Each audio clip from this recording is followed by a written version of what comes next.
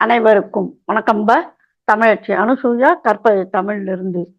இந்த பதிவில் நாம் காண இருப்பது டாக்டர் மா ராசமாணிக்கனார் அவர்கள் எழுதிய பல்லவர் வரலாறு பற்றிய கருத்துக்கள் பார்த்து வருகின்றோம். அதன்படி இன்றைக்கு அவர் தருகின்ற இடைக்கால பல்லவர்கள் போரிட்ட அந்த போர்களின் பட்டியல் தருகின்றார்ப்பா. அந்த பட்டியல் என்னவென்று பார்ப்போம். வீடியோவை முழுமையாக பாருங்கள். வாங்க பட்டியலுக்குள் செல்லலாம்.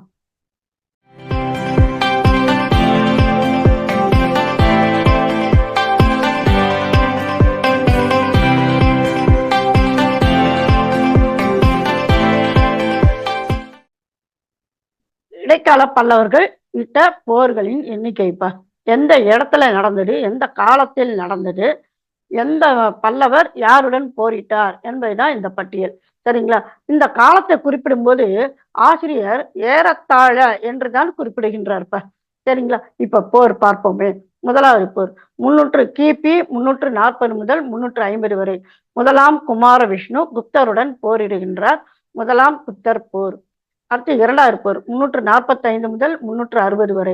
முதலாம் குமார விஷ்ணு அல்லது முதலாம் கந்தவர்மன் என்று அழைப்பார்கள். இவர் கதம்பருடன் போரிடுகின்றார். அடுத்து மூன்றாவது 350 முதல் 375 வரை. வீரகூர்ச்சவர்மன் என்கின்ற பல்லவன் வாகாடகர் போர். இது முதல் போர். அடுத்து நான்காவதாக 400 முதல் 436 வரை இரண்டாம் கந்தவர்மன் வாகாடகர் போர் நடத்துகின்றார். அது இரண்டாவது போர். அடுத்ததாக ஐந்தாவது போர் 436 முதல் 460 வரை.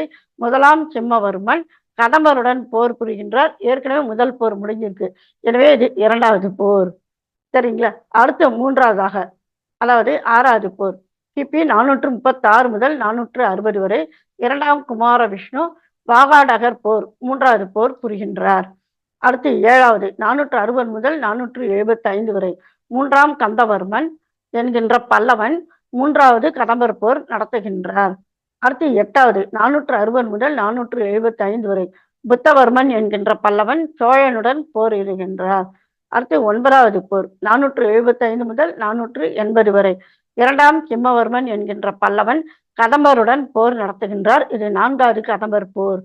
அடுத்து பத்தாவது போர் 500 முதல் 525 வரை.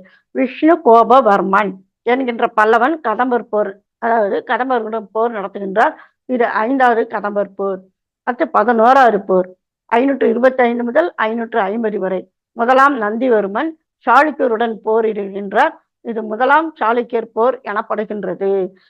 12வது போர் 550 முதல் 575 வரை. மூன்றாம் சிம்மவர்மன் என்கின்ற பல்லவன் சாளுக்கியருடன் போரிடுகின்றார். இது இரண்டாம் சாளுக்கியர் போர் என்று அழைக்கப்படுகின்றது. ஆக மொத்தம் பார்த்தீங்கன்னா 12 போர்கள் புரிந்திருக்கின்றார்கள். இது பற்றிய சான்றுகள்லாம் எப்படி கிடைக்கின்றது பாருங்களேன். வடமொழி பட்டயங்களை வெளியிட்ட இடைக்கால பல்லவர்கள் பலர் ஏறத்தாழ தமது காலம் முழுவதுமே எப்ப இருந்து 340 575 வரைக்கும் யார் யாருடன் போரிட்டார்கள்? குப்தர், வாகாடகர், கதம்பர், சாளுக்கியர், சோழர் என்பவரோடு ஓய்வின்றி போர் செய்ய வேண்டிய தேவை ஏற்பட்டது. அடிக்கடி தமது பேரரசின் சில பகுதிகள் பகைவர்கள் கைப்பட்டது. தமது தலைநகரமே கை மாறியது.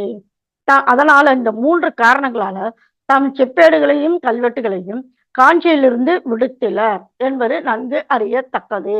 விடுத்தலர் அப்படின்னாக்க காஞ்சியிலேயே இருந்திருக்கு, அங்கிருந்து அவங்க அதை எடுத்து வரவில்லை, செப்பேடுகளையும் கல்வெட்டுகளையும். அப்ப இந்த செய்திகளை எல்லாம் நாம் எதன் மூலம் அறிகிறோம் என்றால் காஞ்சியில் இருக்கின்ற செப்பேடுகள், காஞ்சியில் இருக்கின்ற கல்வெட்டுகள் மூலமாக. சரிங்களா? இப்போ இதுல என்ன சொல்லுகின்றார் ஆசிரியர்? நெல்லூர் குண்டூர்களை ஆண்ட இடைக்கால பல்லவர்கள் யார் யார்? வீரகூர்ச்சவர்மன். ஏன்னா 12 போர் நம்ம பார்த்தோம். அதுல பாத்தீங்கன்னாக்கும் 7 பேர் பாத்தீங்கன்னாக்கும் நெல்லூர் குண்டூர்களை ஆண்ட பல்லவர்கள், இடைக்கால பல்லவர்கள் யார் யார்? வீரகூர்ச்சவர்மன், இரண்டாம் குமார விஷ்ணு, இரண்டாம் கந்தவர்மன், வீரவர்மன், ஐந்தாவது மூன்றாம் கந்தவர்மன், ஆறாவது இரண்டாம் சிம்மவர்மன், ஏழாவது அவனுடைய மகன் விஷ்ணு கோபவர்மன் ஆவர் என்று அறிஞர்கள் கூறுகின்றார்கள் என்று மா ராசமாணிக்கனார் அவர்கள் குறிப்பிடுகின்றார்.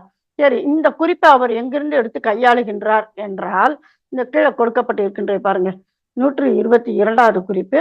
டி சர்க்கார் அவர்களுடைய சக்சஸ் ஆஃப் தி சாதவாகனாஸ் அப்படின்னு சொல்லிட்டு 391ஆம் பக்கத்துல குறிக்கின்றார் இந்த கருத்துக்களை. இதனை நம்முடைய பல்லவர் வரலாறு என்கின்ற நூலின் மூலமாக ராசமாணிக்கனார் அவர்கள் நமக்கு தெரிவிக்கின்றார். சரிங்களாப்பா. ஆக இடைக்கால பல்லவர்கள் புரிந்த போர்கள் மொத்தம் 12 போர்கள். மன்னர்கள் மொத்தம் 12 பேர். அவர்கள் போரிட்டது பார்த்தீங்கன்னாக்கா 7 பேரோட போரிடுகின்றார்கள். கிட்டத்தட்ட 340லிருந்து 575 வரைக்கும் போரிடுகின்றார்கள். இந்த 12 மன்னர்கள்ல 7 பேர் பார்த்தீங்கன்னாக்கா நெல்லூரையும் குண்டூரையும் ஆண்டவர்கள் என்கின்ற கருத்துக்களை இதன் வழியாக நாம் அறிந்தோம்ப்பா. இதனோடு தொடர்புடைய வீடியோக்களின் லிங்கை இணைக்கின்றேன். அவற்றையும் இணைத்து படியுங்கள். மீண்டும் ஒரு புதிய பதிவில் சந்திப்போம். நன்றி, வணக்கம்.